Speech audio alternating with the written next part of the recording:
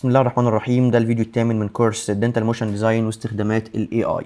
احنا كنا اتكلمنا في الفيديوهات اللي فاتت عن الاساسيات بتاعه برنامج افتر افكتس، اساسيات الواجهه، اساسيات التايم لاين، التولز اللي احنا بنستخدمها جوه البرنامج بشكل عام. هنبدا بقى نتفرج او نشرح توتوريال خاص بالفيديو اللي احنا اتفرجنا عليه في بدايه الكورس خالص. نبدا نشرح اتعامل ازاي خطوه بخطوه ونطبقه، وطبعا هحتاج منكم انكم تكونوا بتطبقوا ورايا خطوه بخطوه. اي حاجه انا بعملها تطبقوا ورايا وتجربوا كتير اكتر من مره لحد ما الدنيا تكون تمام معاكم وتظبط معاكم باذن الله. طيب قبل ما نبدا في شرح التوتوريال عايزين نتكلم على حاجتين مهمين جدا. اولا حاجه اسمها الفيجوال اناليسيز وحاجه اسمها البلاننج. احنا بنعمل بلاننج للفيديو بتاعنا. يعني ايه فيجوال اناليسيز ويعني ايه بلاننج؟ الفيجوال اناليسيز هي عن طريق ان انا بجيب فيديو عجبني على السوشيال ميديا مثلا، او فيديو طلع قدامي في اي مكان وعجبني، وابدا ان انا احلله بشكل بصري. يعني ايه بحلله بشكل بصري؟ ببدا احركه فريم بفريم واشوف اتعمل ازاي بالظبط. انا عايز اعرف الفيديو ده كل الخطوات اللي فيه اتعملت ازاي، كل فريم وكل تحريك وكل انيميشن فيه اتعمل ازاي بالظبط، وابدا ان انا اكون فكره عن الفيديو ده اتعمل ازاي، علشان لما ابدا اخش جوه البرنامج وابدا ان انا اطبق الفكره دي يكون عندي فكره سابقه عنها، او اكون قادر احدد ان انا كل حاجه شفتها في فيديو اقدر ان انا اطبقها. فدي الفكره من الفيجوال اناليسيس. طيب فكره البلاننج ان انا ابدا ان انا اقسم المشاهد بتاعتي، بشوف انا هبدا بصور ايه، بعد كده بشوف المشهد الاولاني انا هعمل كذا، بعد كده المشهد الثاني انا هعمل كذا، بعد كده الثالث انا هعمل كذا، وهكذا. وابدا ان انا اعمل بلاننج او اعمل زي ايه دايركشن او زي ستوري بورد، او ممكن تقول عليها اي حاجه تقدر تقولها عادي، ممكن تقول عليها حاجات كتير جدا، ولكن الفكره واحده. الفكره ان انا ببدا ان انا اخطط انا هعمل فيديو ازاي من اول مشهد لحد اخر مشهد. طيب انا ليه بعمل حاجه زي دي؟ علشان وانا بشتغل جوه برنامج افتر افكتس انا خلاص انا عارف خطواتي من الالف للياء. انا مش هقف في النص، مش هاجي مثلا بعد ما هعمل خطوه معينه، او مثلا هعمل انيميشن معين او هضيف افكت معين اعطل في النص وافضل واقف وباصص قدام الشاشه واقول انا هعمل ايه بعد كده واقعد افكر. ده بيعطلني. لا، انا لازم يكون عندي فكره عن اللي انا هعمله قبل ما ابدا شغل، ولازم اكون عارف السينز بتاعتي، اكون مجهزها ومحضر لها، محضر كويس جدا قبل ما ابدا شغل في الفيديو. بعد كده بقى ابدا اشتغل في الفيديو. خلونا نتفرج كده مع بعض على الفيديو ده ونبدا نشوف اتعمل له او نعمل له فيجوال اناليسيز ونشوف اتعمل فيه ايه بالظبط. ادي اول مشهد عندنا نتفرج عليه كده كامل. ادي اول مشهد عندنا. اول مشهد عندنا هو عباره عن صوره الفيس بيفور، وكنا ملبسين البيشنت هنا نضاره. فيمكن واحنا بنعمل الكاركتر بتاعنا لما كنا عملناه مع بعض في الفيديوهات اللي فاتت بالاي اي، يمكن اكتب في البرومبت لبسوا نضاره شمس. ولو عايز النضاره الشمس تكون مطابقه ببدا زي ما اتعلمنا مع بعض ان انا بسحب كونكتور للاسيستنت وبقول له عايز النضاره الشمس تكون مطابقه للنضاره الشمس اللي موجوده في الصوره دي، وهكذا وعلى نفس المنوال. يعني احنا اتعلمنا الفكره بتاعه تعديل الصور، وتعلمنا الفكره بتاعه السبيسز، وتعلمنا ازاي بنعمل ورك فلو زي ده. فاحنا هنطبق نفس الفكره على اي حاجه احنا عايزينها. طيب فاحنا كده عندنا اول مشهد هو عباره عن صوره الفيس بيفور. دي اول صوره احنا استخدمناها. طيب عملنا فيها ايه؟ عملنا فيها انيميشن بسيط بكي فريم بسيط جدا. كي فريم عباره عن كان فيه سكيل وبوزيشن، واديناه خليناه يكون الشكل بتاعه سموث، وكمان عملنا الافكت بتاع الكاميرا لينس بلور. هنلاحظ يعني كده ان في بلور كده طالع ونغمشه على الصوره بتاعتنا، وحطينا برده الموشن بلور. كده الموشن بلور بنفعله على اي حاجه فيها حركه، اللي هي الموشن بلور اللي هي دي. وعملنا الانيميشن بتاعنا حوالي 30 فريم زوم ان، بعد كده زوم اوت. طيب هنلاحظ ان في بارتكلز كده صغيره عماله تتحرك حوالين البيشنت. البارتكلز دي اسمها ايه؟ دي حاجات بتكون اسمها اوفرلاي، بتدي كده زي حيويه للفيديو بتاعنا وبتدي شكل جمالي حلو. وهنتعلم بنعملها مع بعض ازاي ان شاء الله وقت تطبيق التوتوريال مع بعض. فهنشرح كل ده تباعا زي ما قلت لكم بالتفصيل خطوه بخطوه. فدلوقتي احنا عندنا شايفين البارتكلز اللي الماوس جاي عليها دي، الدوائر اللي بتلمع دي حاجه اسمها اوفرلايز، احنا بنضيفها واحنا بنعمل الفيديو، بتدي له حيويه زي ما قلت لكم. بعد كده بنبدا ان احنا نعمل زوم اوت للفيديو بتاعنا. بعد ما عملنا زوم اوت بنلاحظ في ديزاين حلو جدا اتعمل، ديزاين ديجيتال كده زي ما يكون بيعمل اناليسيز للسمايل او اناليسيز للكيس بتاعتنا، وفي شكل اسنان مرسوم زي ما انتم شايفين كده قدامكم. وشكل الاسنان بيبدا ان هو يتحرك 3 دي، والاناليسيز بيتحرك يمين وشمال على وش البيشنت. حلو قوي. الحركه دي اتعملت ازاي، او المشهد ده اتعمل ازاي؟ المشهد ده اتعمل بالاي اي، كله بالاي اي. عملنا الصوره بالاي اي وعملنا لها انيميشن بالاي اي، بس اللهم ان احنا حطيناها جوه برنامج افتر افكتس وبدانا ان احنا نديها شويه كي فريمز. الكي فريمز اللي عملناها زي ما انتم شايفين، الكي فريمز اللي احنا عاملينها خليناه يبعد، عملنا له زوم اوت، بعد كده عملنا له زوم ان. زي ما انتم شايفين هي عباره عن كي فريمز بس بعدناه وقربناه. طيب واحنا نلاحظ كده واحنا بنتقرب في الفريم ده تحديدا، بس هوقف الفريم عليه بالظبط. في الفريم ده تحديدا انا ملاحظ ان البيشنت عندي زي ما يكون فيه هنا ميرور، زي ما يكون معمول له ايه، الايدجز بتاعته او الحواف بتاعته معمول لها ميرور. البيشنت بيتكرر كذا مره. ده افكت هنتعلمه جوه برنامج الافتر افكتس ان شاء الله وقت ما نشتغل. الافكت ده بيديني زي ميرور للايدج بتاعتي علشان يكون شكل البيشنت مكرر وما يكونش في عندي هنا فراغ لونه اسود. طيب بعد كده هنكمل باقي الفيديو بتاعنا.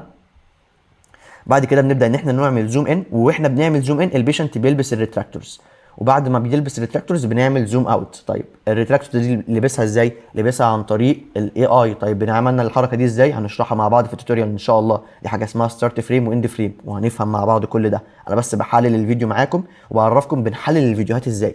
انا هبدا ان انا اتفرج على الفيديو واحركه فريم بفريم، ويفضل ان انا اخد الفيديو على برنامج مونتاج. يعني يفضل ان انا اسحب الفيديو ده بسحبه على برنامج افتر افكتس، او سحبته زي ما انتم شايفين، وابدا ان انا احركه فريم بفريم، كنترول وسهم يمين زي ما اتعلمنا، وابدا ان انا احلل الفريمات بتاعتي. يفضل ان احنا نعمل كده، ولكن انا بس علشان ايه توفيرا للوقت، انتوا في البدايه محتاجين انتوا تعملوا كده فعلا علشان تعرفوا الانيميشن ده خد كام فريم علشان يتعمل. الاوباسيتي مثلا كان المشهد بتاعي كان اختفى، بعد كده ظهر في قد ايه، قعد كام فريم، علشان نعرف التحريك، علشان نعرف احنا بنقعد كام كي فريم او كام فريم علشان نعمل الانيميشن بتاعنا او المشهد بتاعنا. فزي ما قلت لكم يفضل ان انتوا تاخدوا الفيديو لو هتعملوا الاناليسيس ده، تاخدوا الفيديو جوه البرنامج وتبداوا ان انتوا تحللوه. طيب خلونا نكمل باقي الفيديو. هو هنا البيشنت لبس الريتراكتورز بالاي اي طبعا زي ما قلت لكم من شويه. بعد كده بنبدا ان احنا نكمل الفيديو. الحركه هنا ثابته، الصوره هنا ثابته، اللي بيتحرك معانا عباره عن الشيبز. ببدا ان انا ارسم الشيبز بتاعتي اللي انتم شايفينها دي، وببدا ان انا اعمل لها الانيميشن ده. الانيميشن ده عباره عن حاجه اسمها اوفست، والسهم بتاعي مفرغ بحاجه اسمها داشز، وهنتعلمها مع بعض باذن الله وقت ما نيجي نشتغل. ونلاحظ ان في زي ايه، مساطر. في مساطر كده جات لي في المشهد بتاعي. المساطر دي عباره عن 3 دي اوبجكتس، انا اقدر ان انا اضيف 3 دي اوبجكتس في المشهد بتاعي. وبعد كده اتكتب عندي تكست هنا اسمه سمايل اناليسيز، وهنلاقي ان التكست موجود عليه جلو خفيف، واتكتب بانيميشن حلو جدا. نتفرج كده مع بعض. التكست اتكتب بانيميشن حلو جدا وعليه الجلو الخفيف ده. وبعد كده التكست بيتمسح برده بانيميشن، والشيبز برده بتتمسح بانيميشن، وهنعرف الانيميشنز دي كلها كانت معموله ازاي. بعدين المشهد اللي بعد كده هنلاقي زي كده البيشنت بيلف، وبعد كده بندخل الابر ارش. واحنا بنلف وش البيشنت وبندخل الابر ارش في شكل زي الازاز كده بيتكسر. ده برده نفس فكره البارتكلز اللي احنا قلنا عليها، ده اوفرلاي بنضيفه جوه البرنامج علشان ايه، علشان يدينا زي حيويه او يدينا افكت كده معين للسين بتاعنا. بنبدا ان احنا نجيب الاسنان البيفور بتاعتنا. بعد كده بنبدا ان احنا نجيب شكل هاي بيس هاند بيس، هاي بيس ايه، هاي سبيد هاند بيس. بنبدا ان احنا نجيبها على شكل 3 دي، ونبدا ان احنا نعمل لها برده انيميشن بالكي فريمز. وهنبدا نتعلم مع بعض بقى في التوتوريالز ازاي بقى بنضيف عنصر 3 دي، وازاي بنتحكم فيه، وازاي بنعمل البعد الثالث او بنتحكم فيه جوه برنامج افتر افكتس. طيب الكونترا بتيجي، الهاي سبيد جت وبعد كده وقفت، وبعدين عملت اللفه اللي انتوا شفتوها دي. وبعدين لاحظنا هنا حاجه حلوه جدا حصلت، الهاي سبيد بتعمل زي حركه البريب او بتمشي على الاسنان، يعني في محاكاه لحركه البريب كده، مش طبيعيه طبعا ولكن زي ما يكون افكت، بس اللي هو ده اسمه ماسك ترانزيشن. الترانزيشن اللي حصل ده اسمه ماسك ترانزيشن، وهنتعلمه مع بعض بالتفصيل وهنعرف اتعمل ازاي من ضمن الماسكات او من ضمن التكنيكس اللي تحتاجوها جدا لو عايزين ننقل ما بين صوره للتانيه او عايزين ننقل ما بين مشهد والتاني. فده اسمه ماسك ترانزيشن، نبدا ان احنا نعمله. وبعد كده الصوره بتثبت عندنا على الاسنان الافتر. بعد الاسنان الافتر بنبدا ان احنا نجيب شيبز مرسومه على الاسنان الافتر. الشيبز دي زي ما انتم شايفين عباره عن الجولدن ريشيو او الجولدن باتر فلاي. وبعدين بنبدا ان احنا نظهر الاسنان اللور ارش، زي ما انتم شايفين الاسنان اللور ارش ظهرت معايا. وبعدين بنعمل لها زوم اوت وبنلف المشهد بتاعي لحد ما يكون البيشنت لابس الريتراكتورز. دي صوره البيشنت لابس الريتراكتورز. وبعد كده البيشنت بيقلع الريتراكتورز في حركه بالاي اي طبعا. فاحنا كده عندنا فيديو تاني بالاي اي اهو. وبعد كده الافكت الجلو ده ده اسمه سي سي لايت سويب، ده افكت اسمه لايت سويب بنطبقه برده مع بعض. بيبدا ان هو يجي لي. بعد كده اللوجو بيظهر والبيرسون او الكاركتر اللي ورا بتختفي او بيبدا ان يحصل لها بلور. وبعدين بيحصل لها برده الاوباستي، يعني الاوباستي بتاعتها بتقل وبيحصل لها بلور. نبدا ان احنا نظهر اللوجو بتاع العياده بتاعتنا. طيب احنا كده حللنا الفيديو بشكل بصري، عرفنا احنا ناقصنا ايه. احنا لحد دلوقتي انا بالنسبه لي انا شايف الفيديو ده انا اقدر ان انا اعمله، فتمام. انا مفيش حاجه عايز اسال عليها. بالنسبه لكم لو بتتفرجوا على فيديو وبتعملوا له فيجوال اناليسيس، بتبداوا ان انتوا تكتبوا ايه الحاجات اللي انتوا مش عارفين ان انتوا تعملوها. يعني مثلا افكت معين شفته، لا الافكت ده انا ما اعرفش اعمله، حطه على جنب، اكتبه حطه على جنب. وبعد كده كمل باقي الفيديو. وبعدين في الاخر شوف كل الافكتس اللي انت ما تعرفش تعملها، وابدا بقى ادور عليها، شوف الافكتس دي بتتعمل ازاي، لا ده في حاجه هنا معينه اتعملت، البتاع دي اتعملت ازاي، وهكذا. بعد كده بنبدا ان احنا نطبق في الفيديو بتاعنا.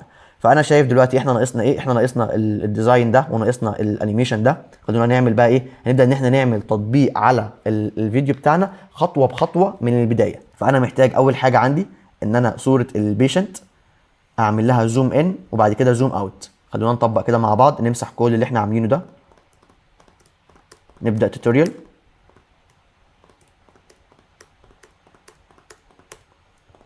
ونبدأ نطبق مع بعض.